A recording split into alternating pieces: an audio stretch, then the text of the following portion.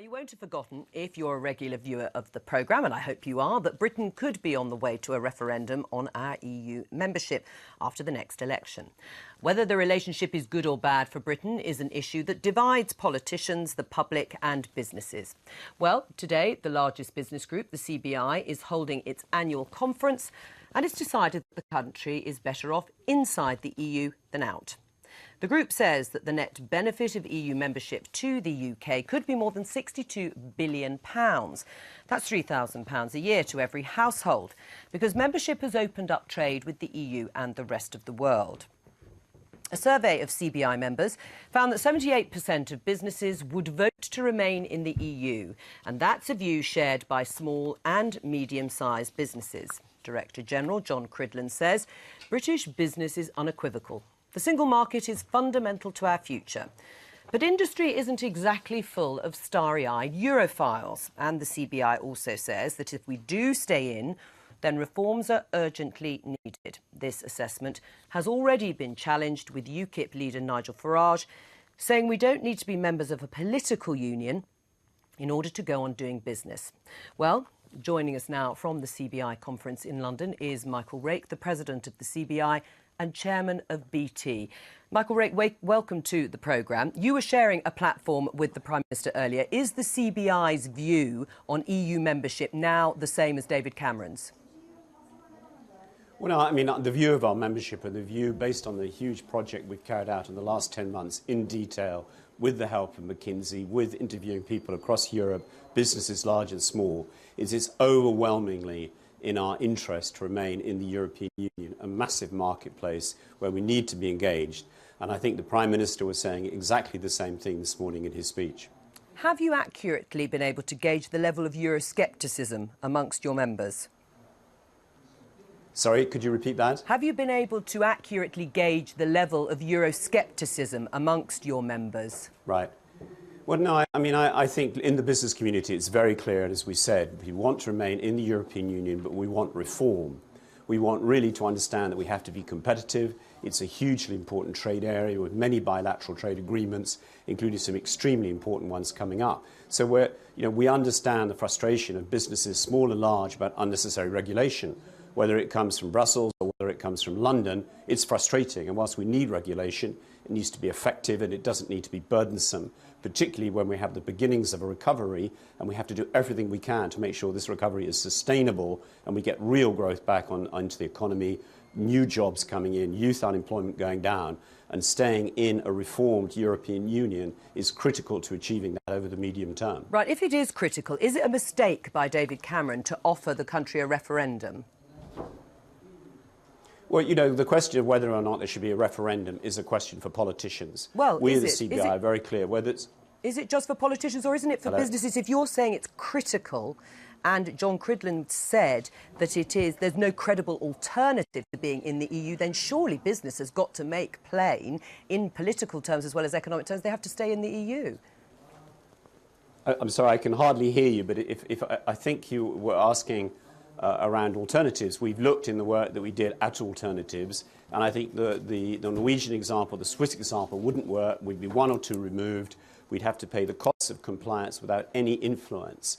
And we don't think that's the way when we're trying to come out of a very long downturn to really ensure that we're creating the right conditions for investment and trade in the European Union and across the world. Those are the critical things that count. And in terms of our role at the CBI, whether it's a referendum on Scottish independence, whether it's a referendum eventually on the membership of the EU, our job is simply to get across the economic facts about these issues for the British people so that they can decide what the political elements are for them to decide on and to listen to their politicians. We in business must simply state what the implications might be, what the opportunities are, and what might happen in the event of a decision to leave the European Union. Mike Rake, thank you very much. Sorry you couldn't hear it, but we could hear you loud and clear, which is always a bonus. Thank you and enjoy the rest of the conference.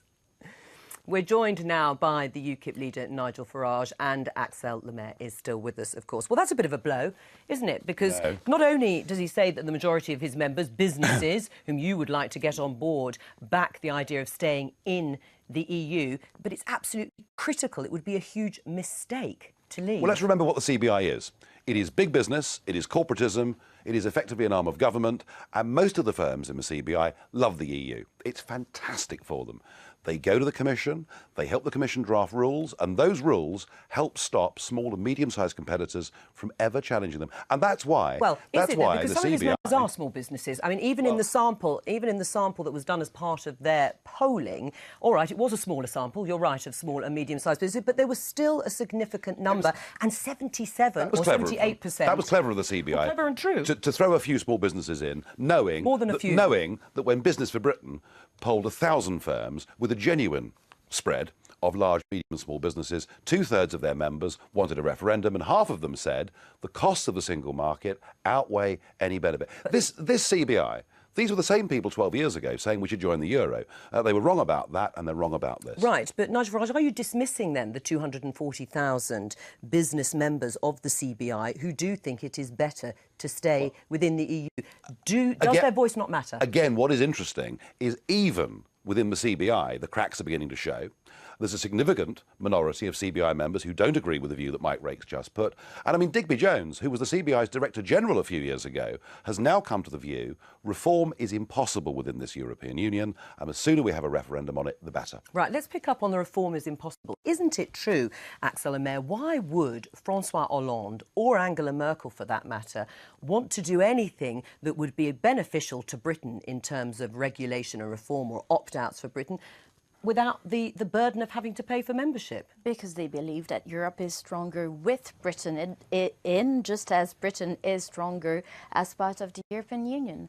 It's this old debate sounds surreal to me. If I wanted to be cynical, I would say, oh, please leave. This will help the French businesses because you're one of our main competitors. So if you're out, you're just out of the picture. Actually, we're your biggest export market. And this is the point that gets forgotten, that the British market is absolutely crucial for France and for Germany. We're now the biggest export market in the world for those two countries, and we will go on doing business regardless whether we're in a political union or not. But that's an argument for reform, isn't it? Which is exactly what David Cameron is saying. If, as you say, we are so important from a trade point of view, that's the leverage, isn't it, for reform? It could be, but the only way a negotiation would work is you walk into the room carrying a great big stick, and you say, give me X, Y and Z, or we're leaving. The Prime Minister's problem is, he is saying, give me X, Y and Z, and if you don't give it to me, we'll have a referendum in which I will endorse Britain's continued membership. He's going into this with a very weak hand. I mean, the CBI, though, in a way, has tackled your argument about the benefits of coming out. So remaining a trading partner but not being part of the political union, because they have said they've looked at all those trading alternatives. They've looked at Norway, they've looked at Switzerland, and actually the benefits of leaving just aren't that great. We would have no influence and we would have the costs. I've listened all day to the CBI spokesman on this, and they talked about the rest of the world and the Swiss model. Switzerland has got more trade deals with other parts of the world than we do as members of the European Union. It took 9 years, apparently, for Switzerland to renegotiate partial access to the single market. 9 years is a very long time. Switzerland are rich. Switzerland have got more trade deals globally than we've got. And the Swiss have recognised that Europe is not the economic future of the world. It's in fact going to become the backwater. We've got to be global, not just European. What do you say to that, Axelle Lemaire? Well, on reform, what I hear here in this country is that we need to tackle the red tape, put down obstacles to freedom of trade. And yes, we completely agree, but the red tape, most of the time, it comes from national legislations. For example, at the last EU summit, the heads of state, including David Cameron, said that they wanted e-commerce to be more developed. What is the problem with e-commerce at the moment? It's that we have 28 different states applying their own regulations. Well, so actually Europe is good in the sense that it brings that argument agreement. was used for employment legislation, it was used for environmental legislation, and the reality is we finished up with thousands of new laws coming over the course of the last few years. Some governments interpret them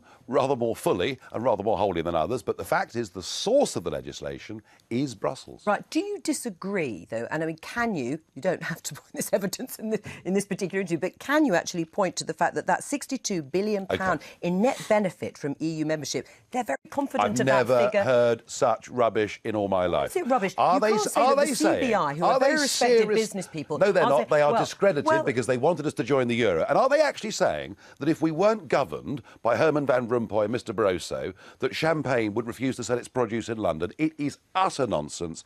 And I could show you a study. Except that you'd have tariffs, wouldn't you, Nigel Farage? You would have, if you had to go it alone, on your biggest export market in the world. You can't guarantee that there wouldn't be tariffs on 90% of exports to the EU. If Monsieur Hollande wants French unemployment to rocket, he can consider tariffs. You know, the German car industry is very, very powerful in terms of lobbying within that country. They wouldn't allow Angela Merkel to even contemplate tariffs. Do you think that's true? Or would Britain face those tariffs? I think you're missing the point. Our priority at the moment is to be in a strong position enough to negotiate a good transatlantic partnership with the United States. And we're very conscious that we wouldn't be able to do that as France, as a single country. It's Would you put tariffs on us? It's Europe with its 500 million customers in one single market in face of the US that can negotiate in a proper position. Switzerland's done that with China. Iceland's done a free trade deal with China, and they've got 300,000 people. Big is not better. The question about tariffs is interesting. Would you want François Hollande to put tariffs on British exports to the EU if, let's say, Britain went it alone? No, but clearly the rules of the game would change. So it would depend on the particular situations, on the type of goods. It was so no, You're right. The rules would change. Reopen the book of negotiations. We could scrap a whole load of employment regulations put on small industry. We could look at environmental legislation more sensibly and make ourselves more competitive. But what companies need is stability. You would just reopen the whole book of negotiations and rules and people. Is stability doing the French car industry much good? You know, when production's fallen by 50% in the last 4 years. Is stability being stuck in a currency that is 20% overvalued for France now? If that's stability, I don't want it. Well, if we're still the fifth biggest power, you're the sixth, I think. And on that, oh dear, she might have just... Well, they always do, don't they? Listen, Nigel Farage, thank you very much.